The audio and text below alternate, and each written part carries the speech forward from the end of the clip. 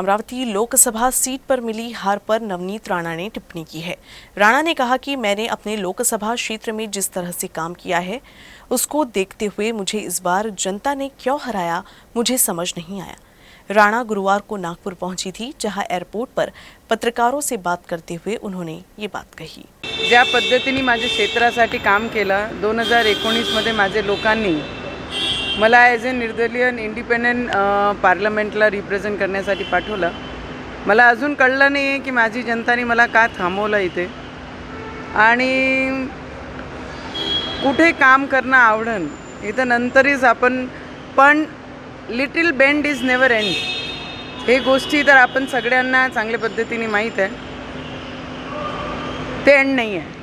पण तुम्हाला जनतेने थांबवलं की कार्यकर्त्यांनी थांबवलं की तुम्हाला महायुतीच्या नेत्यांनी थांबवलं, म्हणजे थांबवलं तुम्ही? मी आपल्याला एवढंच सांगू शकते की मी 2019 पासून ते आतापर्यंत खूप इमानदारीने ज्या पद्धतीने एक कार्यकर्ता म्हणून मी काम करायला पाहिजे होतं ते मी माझ्या क्षेत्रामध्ये खूप इमानदारीने काम केलं आणि खूप लढलो। छत्रपती शिवाजी महाराजांचं वाक्य असते, लढणारा व्यक्ती मागे फिरून कधी पाहत नाही, तो पुढे जात असतात।